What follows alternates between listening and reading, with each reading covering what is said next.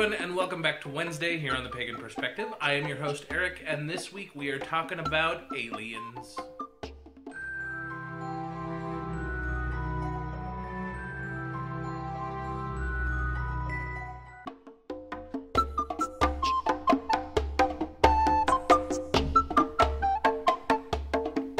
This week our topic comes to us from Encrypted Raven, and the topic is deity and extraterrestrials. They wrote, I'm not sure if this issue has been thoroughly discussed on the Pagan Perspective, but is it possible that the gods and goddesses that are mentioned throughout history in the pantheons are not really gods and goddesses, but extraterrestrials?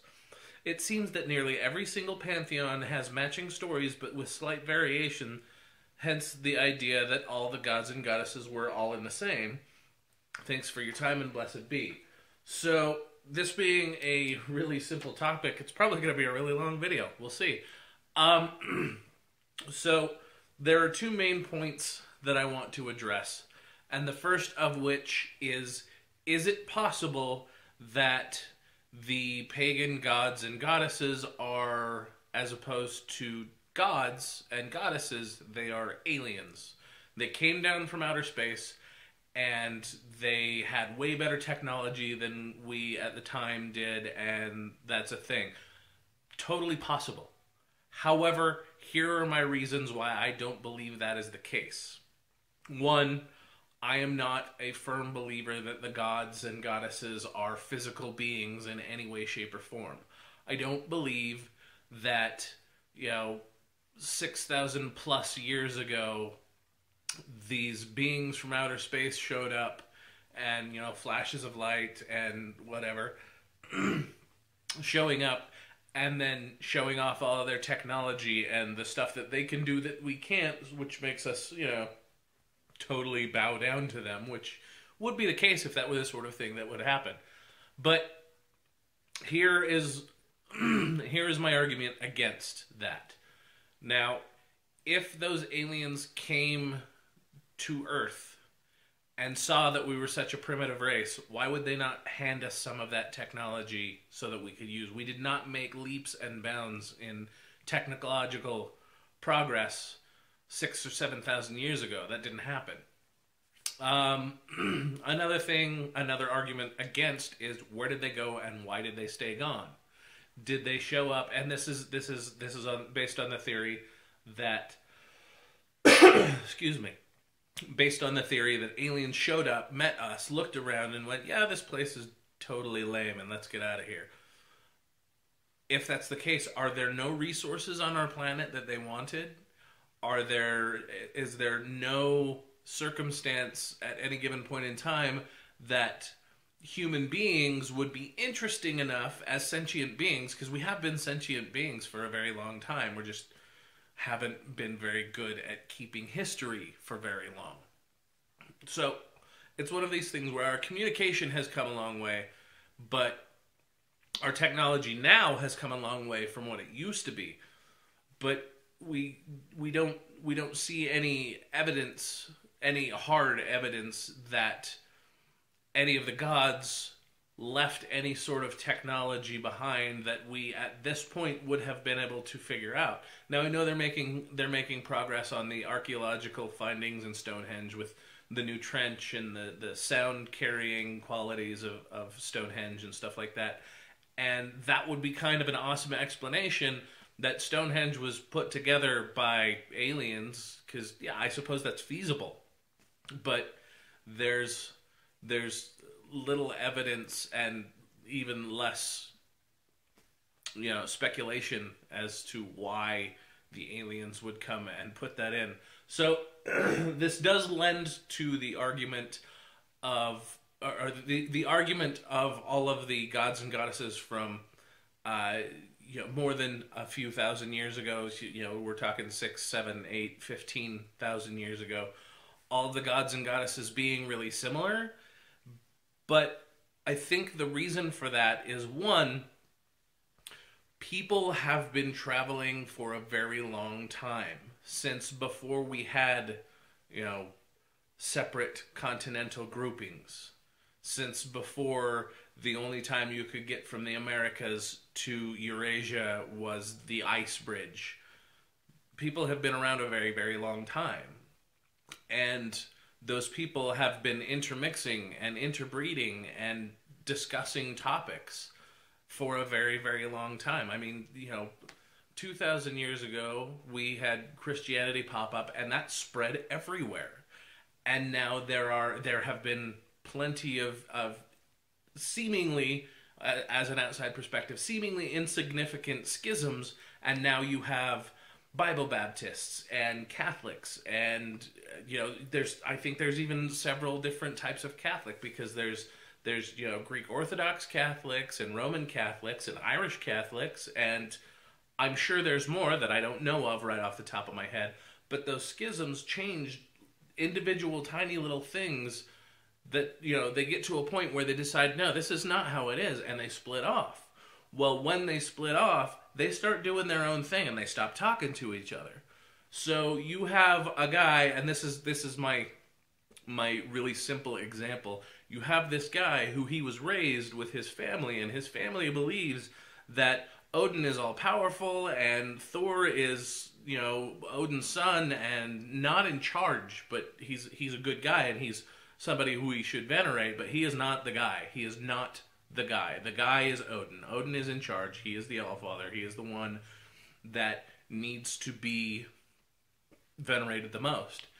And when he grows up, or as he grows up, he realizes, no, Odin doesn't really do it for me, because he's the god of knowledge and of war, but I'm not all about war. I'm all about protecting the people I care about. And Thor is more involved with that, so why would I not venerate Thor first? And then he splits off from his family. He goes to, settle some new land and find a place for himself to farm and raise a family, and a clan grows up around him, and all of a sudden Odin is one of the gods, but he's not in charge. Yeah, sure, he's still Thor's dad, but he's not in charge, and we don't venerate him first because he's not the most important. In one generation, you have moved from one thing, from one basic concept of the most important deity in your pantheon to the next generation says, no, he's not. And that's just the way I believe, and that's just the way I'm going to practice, and the people who want to stay with me and practice with me have to do it this way, or they can go find their own damn village to live in. So that's one example of how things start to change. And then you move on, and this guy heard from this guy, heard from this guy, that up in the north, they're venerating these 9, 12, 24, however many deities they venerate and they worship. And the one that deals with fertility is this guy, or was it this girl? It was either Frey or Freya. What? That doesn't translate very well. Yeah, that was their names. So we can call them Frigg and Frigga, because that's easier to say, easier to remember, and it's an actual name that we use in this culture and in this area. Or, we don't venerate this, and we do venerate that, and sometimes things get lost in translation. But the basic principle and the basic concept of a lot of Proto-European deities are you worship the sun and the moon and gaining knowledge and the spirit of war and the spirit of the land and love and all of these things, and they take these ideas and then they give it a face and they give it a name and they give it a personality that you can then identify with. I don't want to call it like a Jungian archetype or anything, but that's a really good example of we take these ideas that we love and we give them a personality so that we can notice them and be face to face with them, so to speak. It's not one of those things where it has to be exactly the same everywhere. It doesn't have to be exactly the same here as it is in southern United States. Well, I guess I'm kind of in the middle of southern United States, but you see my point is, with the Native American tribes all believe really similar things, not all exactly the same, and they have different totem animals and different spiritual beliefs and different practices, but they're all similar enough that you can see that they kind of probably all came from the same place. And I think if there were a way to go back far enough to the part where everybody goes, no, this is when the aliens came, then you would go, no, this is when we started noticing that when the sun doesn't come out, it stays damn cold. So we enjoy the fact that the sun comes out and stays longer during the spring and summer and into the fall than it does in the winter.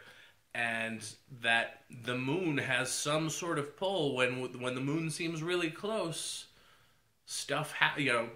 I mean, we're talking tides and other various things, but timing the natural cycle by the moon and by the sun and by the seasons is something that has been around, I'm sure, far, far, far before.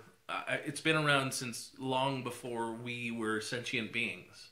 So, the communication that lacks between one tribe and another because of language barriers and distance barriers and actual barriers, those kinds of things it is a common experience, and therefore that common experience lends to similarities in belief systems. So, in summation, I think it's because we are all human beings and have been for so many thousands of years that we venerate and worship similar things, or will worship the same things in similar manners, because we are human beings and we all do share a common human experience in some form or another, and have done since the beginning of humanity. So those are my thoughts on this week's topic. Like I said, it was a short question, so a long video kind of works out. Anyway, if you have any questions, comments, or concerns, feel free to post those in the comments section below. I'll keep an eye on the comments until next week's video. But until then, thanks for watching, everybody, and of course, until next time, Odin be with you.